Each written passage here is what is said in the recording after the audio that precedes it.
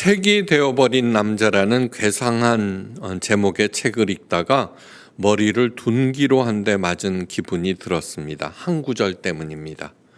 좋은 책이란 우리에게 무엇을 주는 것이 아니라 무엇을 빼앗아간다. 우리가 확신하고 있는 것들을. 얀 그레이스 호프가 한 말이 뇌리를 떠나지 않았고 그 뜻을 곰곰이 생각해 보았습니다. 우리가 독서를 하는 이유는 무엇입니까? 무엇인가를 얻기 위해서입니다. 그런데 정말 좋은 책은 우리가 평소 생각해 왔던 것들을 무너뜨리고 전혀 새로운 세계로 인도하는 책이라는 것입니다. 그중 가장 대표적이고 중요한 책이 바로 성경책입니다.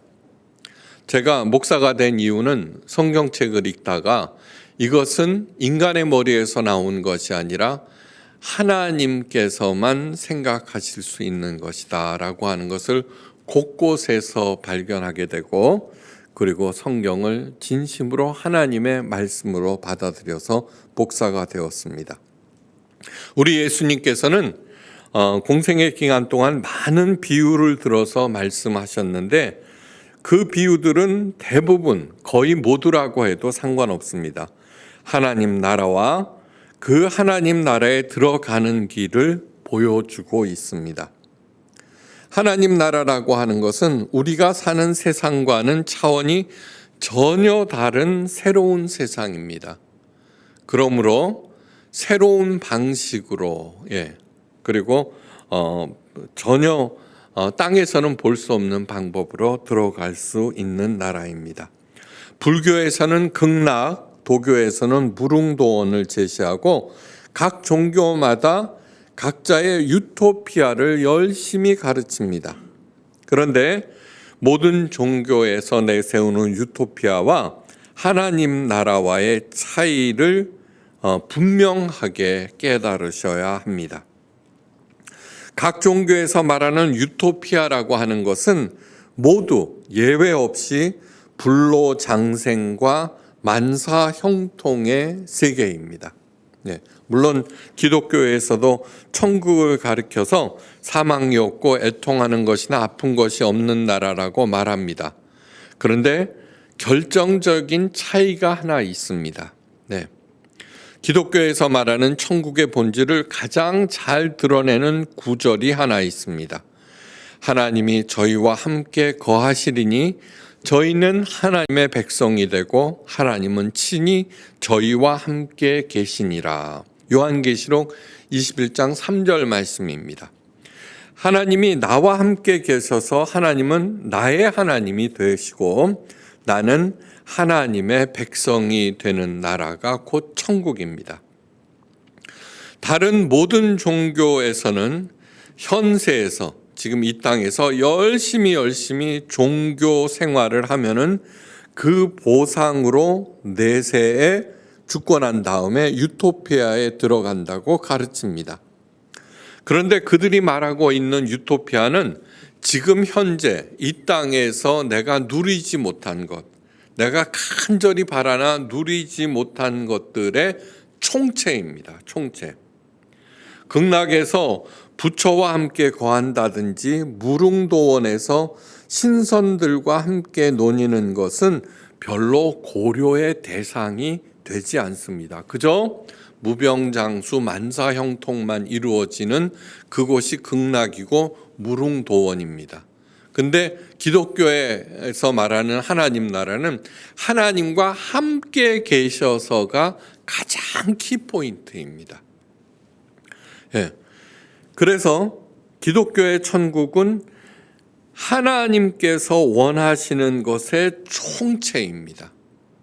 다른 모든 종교에서 말하는 유토피아라고 하는 것은 우리 인간들이 원하는 총체라고 하면은 기독교의 천국은 반면에 우리 하나님 아버지께서 원하시는 것의 총체입니다.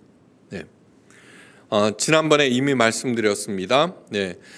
모든 종교에는 기도가 있게 마련입니다. 그런데 그 기도는 우리 인간들이 자기가 섬기는 신에게 올리는 목록들이라고 할 수 있는데, 이 주기도문은 유일하게 하늘에서 하나님께서 우리들에게 주시는 그런 기도문입니다. 그러니까 하나님께서 무엇을 원하시는가, 이 땅에서 어떻게 우리가 살아야 하는가를 가르쳐 주는 것입니다. 내가 원하는 것의 총체를 얻기 위해서 이 땅에서 종교 생활을 하는 것, 그것을 기복신앙이라고 말합니다. 기복신앙은 믿음의 대상이 설령 하나님이라고 할지라도 내가 원하는 것에 초점을 맞추고 있습니다. 바로 이것이 기복신앙이 잘못된 결정적인 이유입니다. 하나님 나라는 이 땅에서 내가 열심히 종교 생활을 한 보상으로 주어지는 것이라면은, 불교 신자들은 극락에 가고 도교 신자들은 무릉도원에 가고 기독교 신자들은 천국에 갈 것입니다. 그런 식이라면은 급이 좀 떨어진다고 한들 극락이나 무릉도원에 가도 무방할 것입니다. 우리가 하나님을 믿는 이유는 천국이 무릉도원이나 극락보다 더 좋은 것이기 때문이 절대로 아닙니다. 그러니까 차원이 틀리고 본질이 틀리고 핵심이 틀리다는 것입니다. 자, 유토피아라고 하는 말 자체가 어디에도 없는 곳이라는 뜻입니다. 어디에도 없는 오 플러스 토포스, 장소, 어디에도 없는 장소가 바로 유토피아입니다. 하나님 나라는 결코 유토피아가 아닙니다. 예수님께서 가르치신 두 번째 기도는 하나님 나라가 임하시오며인데, 영어로는 Your Kingdom Come입니다. 정확한 의미는 죽어서 하나님 나라에 들어가게 해달라는 것이 아니라 현재 우리가 듣고 있는 이 땅 여기에 하나님 나라가 임하게 기도하라는 것입니다. Your Kingdom Come. 예수님께서 말씀하십니다. 내가 하나님의 성령을 힘입어 귀신을 쫓아내는 것이면은 하나님 나라가 이미 너희에게 임하였느니라. 또 이런 말씀도 하셨습니다. 하나님 나라는 볼 수 있게 임하는 것이 아니요 또 여기 있다 저기 있다고도 못하리니 하나님 나라는 바로 너희 안에 있느니라. 누가복음 17장 21절 말씀입니다. 2000년 전에 예수님께서 이 땅에 오셔서 귀신들을 쫓아내셨습니다. 그렇다면 하나님 나라는 이미 이 땅에 임한 것입니다. 그런데 그 예수님께서 말씀하시길 하나님 나라가 임하는 곳은 이 지구 위 눈에 보이는 곳, 내가 사는 집, 그런 것이 아니라 우리 안, 바로 우리의 심령이라고 말씀하십니다. 아주 간단하게 얘기하면 이것입니다. 내가 귀신에게 휘둘리지 아니하면은, 어떤 상황에서도 귀신에게 휘둘리지 아니하면은 하나님 나라를 내가 살고 있다는 그런 뜻입니다. 귀신이라고 하는 것은 이렇게 하는 그 눈이 하나 있고 그런 것을 얘기하는 것이 아니라 사탄이 주는 생각으로부터 자유롭고 내가 휘둘리지 아니하고 거기에 의해서 흔들리지 아니하면은 이미 내가 비록 가난하게 살고 지위가 낮을지라도 또는 아플지라도 나는 이미 하나님 나라를 살고 있다는 그런 뜻입니다. 예수님께서는 왜 이런 말씀을 하시는 것일까? 하나님 나라는 한마디로 말해서 하나님께서 통치하시는 나라를 의미합니다. 또한 하나님께서 아무리 통치하고 계신다고 할지라도 내가 그 통치를 인정하지 아니하면은 하나님 나라를 사는 것이 아닙니다. 하나님께서 통치하시고 모든 통치는 하나님에서 이루어진다라고 받아들이면서 내가 그 아래에서 거하는 것, 그것이 하나님 나라입니다. 하나님께서 당신의 뜻에 따라서 온 우주 만물을 창조하시고 운영하시는데, 그러한 통치를 내가 인정할 때 하나님 나라가 내 안에 임하는 것입니다. 17살 어린 나이에 그것도 형들에 의해서 이집트 노예로 팔려갔던 요셉이 이집트의 국무총리가 되었습니다. 후에 그는 자신을 팔았던 형들에게 이런 말을 합니다. 당신들이 나를 이곳에 팔았다고 해서 근심하지 마소서, 한탄하지 마소서. 하나님이 생명을 구원하시려고 나를 당신보다 먼저 보내셨나이다. 창세기 45장 5절입니다. 이때 요셉은 증오라고 하는 귀신에게 휘둘리지 않았다는 얘기입니다. 아들 압살롬에게 왕위를 찬탈당하고 아들의 칼을 피하려 도망치는 다윗이 하나님의 법궤를 메고 뒤따라온 대제사장 사독에게 이런 말을 합니다.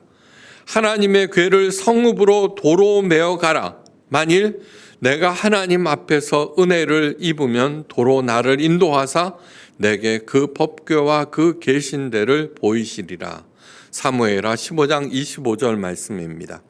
하나님의 법궤라고 하는 것은 곧 하나님의 임재로서 이집트 왕의 법통을 인정하는 둘도 없는 소중하기 짝이 없는 물건입니다. 게다가 대제사장은 이스라엘에서 왕 다음으로 지위가 높은 사람입니다. 다윗은 하나님의 인정과 한 사람의 동조자가 아쉬운 마당에 제 발로 찾아온 하나님의 법궤와 대제사장을 돌려보냅니다. 왜요? 안전이라고 하는 것은 하나님의 법궤나 대제사장 사람들이 지켜주는 것이 아니라 정말 하나님과 동행할 때만 보장된다는 것을 알았기 때문에. 다윗은 도망가는 길에서 사울의 친족 시므이를 만납니다. 그가 뒤따라오면서 다윗에게 돌을 던지면서 계속해서 저주를 합니다. 따르던 부하들이 시므이를 죽이려고 하자 다윗이 말합니다. 그가 저주하는 것은 여호와께서 그에게 저주하라 하시니 혹시 여호와께서 나의 원통함을 감찰하시니니 오늘 그 저주 때문에 여호와께서 손으로 내게 갚아주시리라. 사무엘하 16장 10절에서 12절 말씀입니다. 스데반은 날아오는 돌을 온몸으로 맞으면서 하나님을 향해서 이렇게 기도합니다. 이 죄를 그들에게 돌리지 마옵소서. 그리고 조용히 숨을 거둡니다. 이 요셉이나 다윗이나 스데반은 위와 같은 상황에서 어떻게 그런 말을 할 수 있을까요? 그들이 그런 말을 할 수 있었던 것은 목숨이 오락가락하는 상황에서도 하나님의 통치를 인정했고 받아들였기 때문입니다. 자기에게 닥친 그러한 불행, 고난, 저주, 온갖 나쁜 것 역시 하나님의 처사로 받아들였기 때문입니다. 그렇기 때문에 너 가만히 있다간 바보돼, 억울한 거 하소연해, 그 다음에 저거를 때려 부숴야 돼 하는 사탄의 속삭임이 전혀 들리지 않았고 거기에 휘둘리지 아니하여서 그러한 태도를 보인 것이기 때문입니다. 그러자 그들에게 하나님 나라가 임했고 고통도 슬픔도 죽음도 억울함도 증오도 그들에게는 별다른 문제가 되지 않았습니다. 한마디로 말해서 하나님 나라가 그들의 심령에 임한 것입니다. 예수님께서 하신 말씀을 상기하십시오.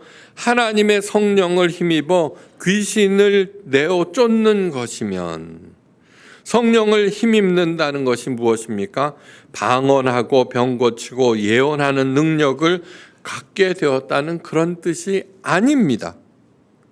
하나님께서 성령을 보내시는 가장 중요한 목적 3가지가 있습니다. 첫째, 하나님의 깊은 뜻, 하나님의 큰 사랑을 깨닫게 하기 위해서. 두 번째, 하나님과 어떤 상황에서도 하나가 되게 하기 위해서.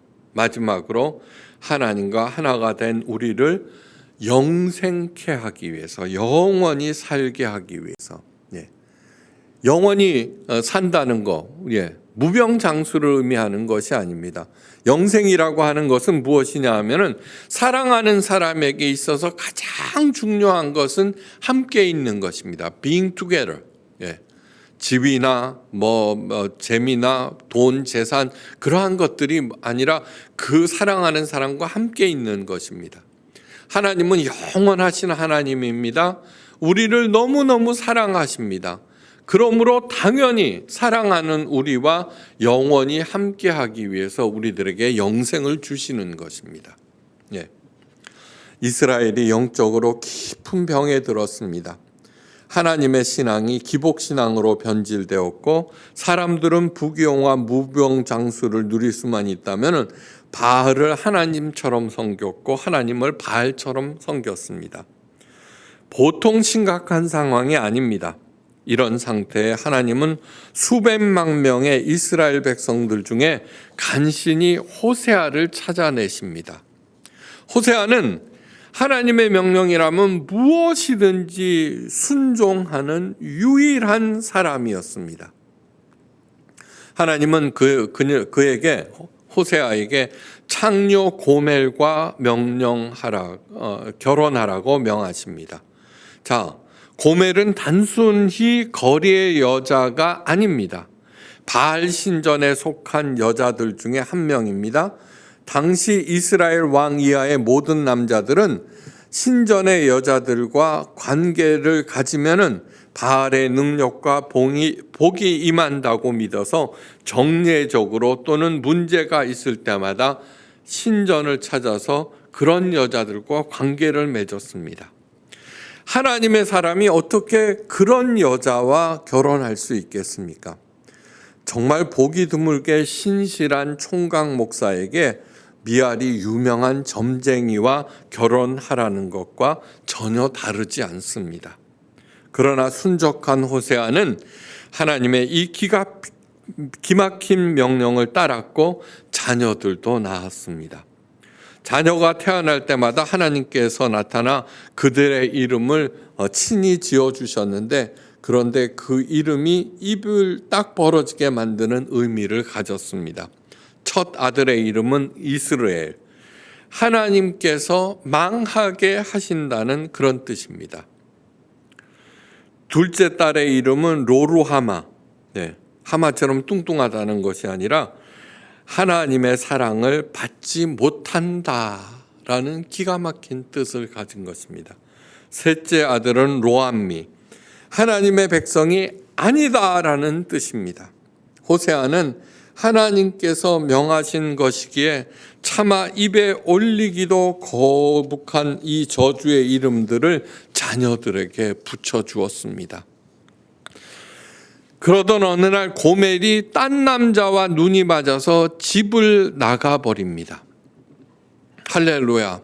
호세아는 차라리 살 것 같았을 것입니다. 그런데 하나님께서 그 골칫덩어리 고멜을 찾아오라고 다시 명령하십니다.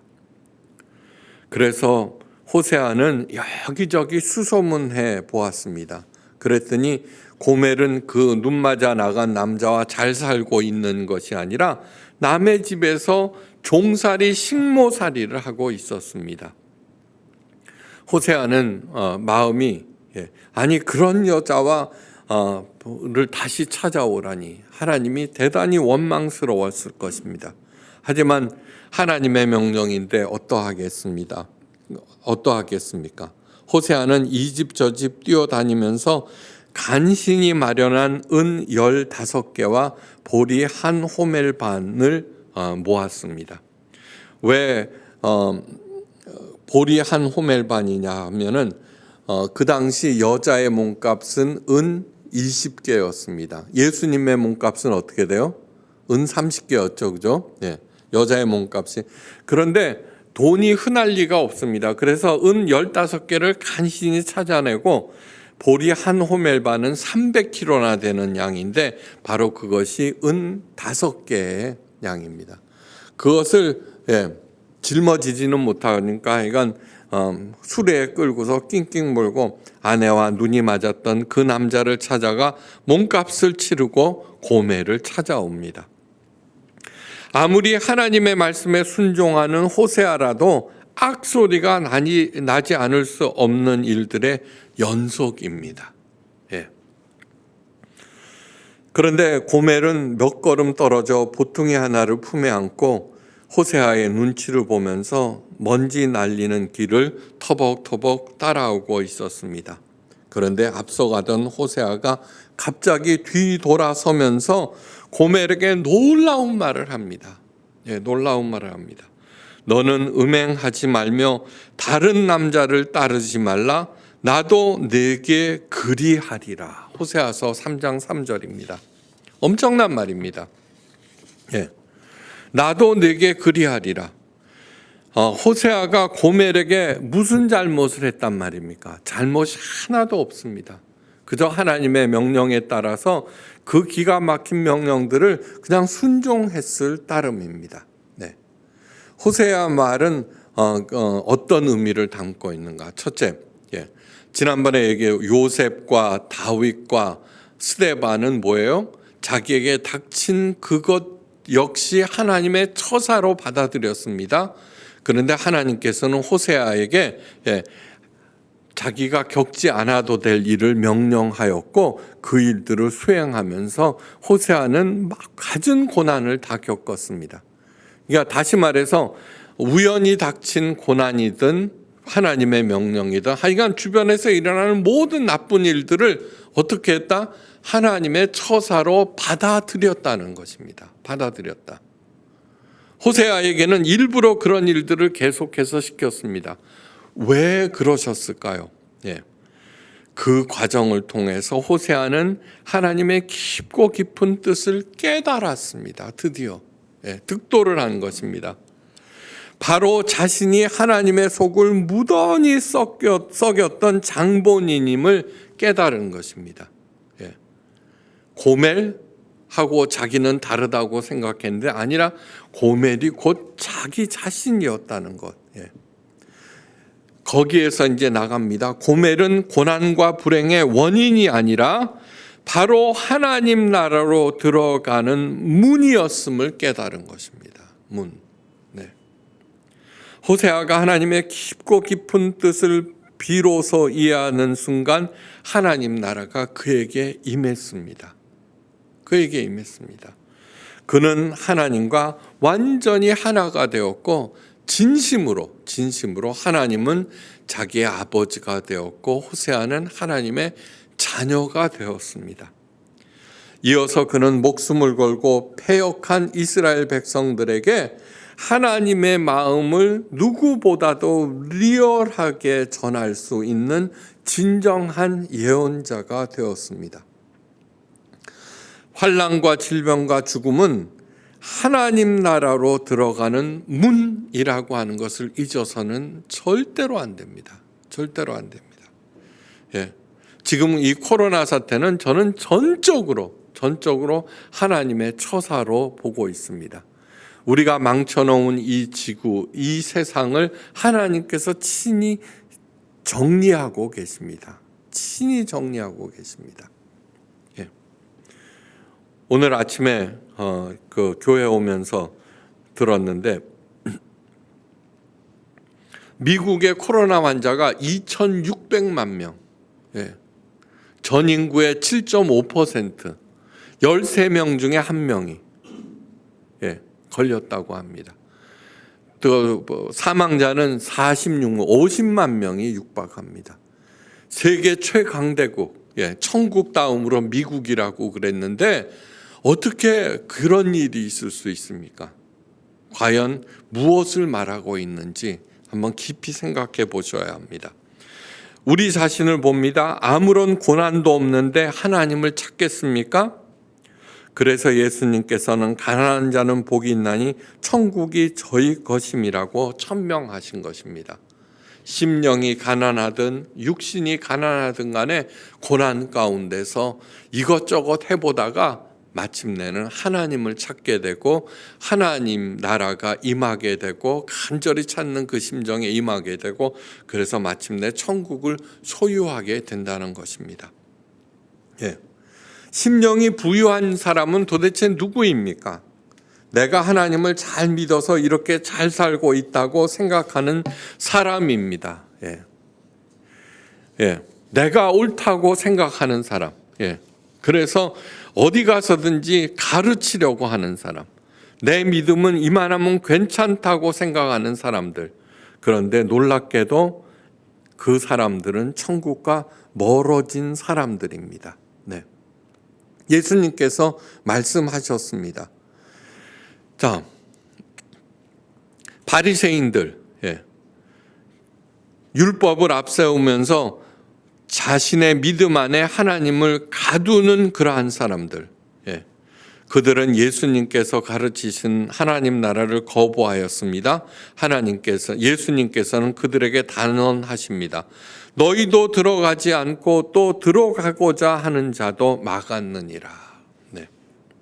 사실 당장의 모습을 보면은 우리들은 형편없기 짝이 없는 사람들입니다. 쿨럭하고 기침 한번 나와도 혹시 코로나? 네. 하는 생각에 가슴이 덜컥 내려앉습니다. 경기가 나빠지면 하늘이라도 무너진 양 절망하고 살기 힘들다고 아우성아우성 칩니다. 그러다가 조금이라도 일이 잘 풀리면은 돈 번다 싶으면 하늘을 찔 듯한 기세 등등해지고 목에 힘부터 들어갑니다. 네. 나는 하나님 따위는 필요 없는 존재야 라는 것을 만방에 알리는 것입니다. 이렇듯 모자라고 어리석은 우리들이지만 그럼에도 다음 말씀 속에서 우리들은 큰 소망을 발견하게 됩니다. 너희도 성령 안에서 하나님이 거하실 처소가 되기 위하여 그리스도 예수 안에서 함께 지어져 가느니라. 에베소서 2장 22절 말씀입니다. 하나님 나라가 이 땅에 처음 임한 곳이 어디입니까? 조그만 마을 베들레헴, 짐승들의 배설물 냄새가 진동하는 마구간 더러운 여물통이었습니다. 하나님의 아들 예수님께서 아기로 태어나 처음 누우셨던 곳, 바로 그곳이 무엇이냐 하면은 지금 현재의 내 자신이라고 하는 것을 드러냅니다. 지금의 나는 이름도 없고 냄새나고 더럽습니다. 그러나 이런 나의 마음이 바로 성령 하나님께서 거하실 유일한 장소가 됩니다. 주님은 우리들에게 하나님 나라로 오라고 말씀하시지 않으셨습니다. 네. 내가 가서 처소를 예비하면은 다시 너 있는 곳에 와서 너희를 데리고 가리라고 고별설교에서 말씀하셨습니다. 우리들은 죽었다 깨어나도 스스로의 힘으로는 하나님 나라에 절대로 들어갈 수가 없습니다. 그래서 예수님께서 이 땅에 오셨습니다. 볼지어다 내가 문 밖에 서서 두드리노니 누구든지 내 음성을 듣고 문을 열면 내가 그에게로 들어가 그와 더불어 먹고 그는 나와 더불어 먹으리라. 네. 잘 먹고 맛있는 거를 풍성하게 먹는 것이 아니라 천국은 뭐예요? 예수님과 함께 먹는 것. 그것이 보리밥이든 무엇이든 간에 상관없고 함께 식사하는, 함께 있는 그 존재가 중요하다는 것입니다. 누구나 자신의 마음의 문을 열 수가 있습니다.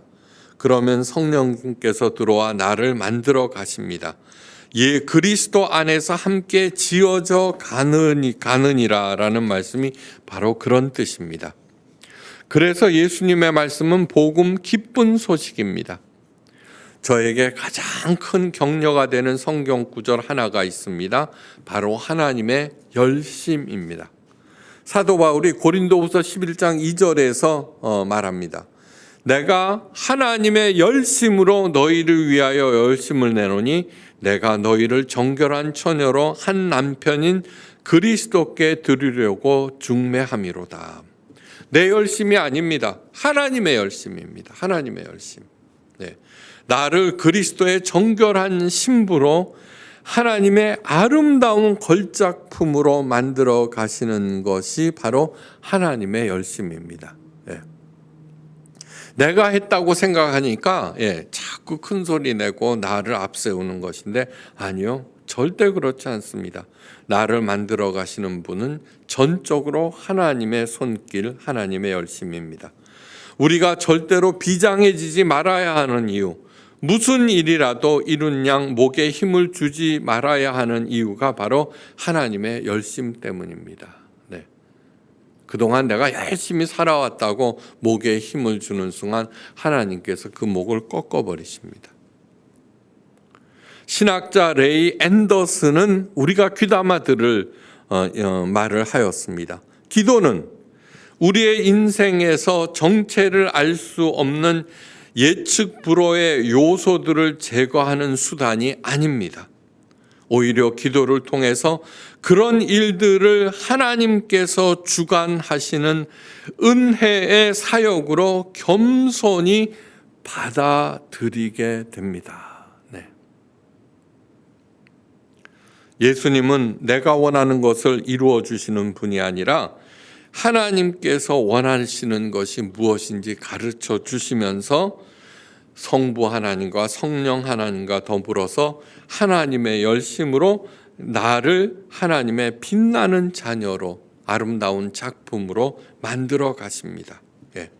그래서 여호와 하나님이 나의 아버지가 되고 내가 하나님의 자녀가 될 때 사망의 음침한 골짜기라고 할지라도, 어떠한 일이 일어난다고 할지라도 나는 하나님의 나라를 향유할 수 있게 됩니다. 그리고 우리가 이 육체를 벗고 난 다음 영으로 하나님과 함께 영원히 하나님 나라에서 거하게 될 것입니다. 그리고 그곳에서 우리는 인생의 완성을 보게 됩니다. 하나님께서 허락하시는, 만들어주시는 그 소망을 품고서 오늘의 어려움을 능히 이기고 베풀고도 남음이 있는 모두가 되시기를 주의 이름으로 간절히 축원합니다. 기도하십니다. 하나님,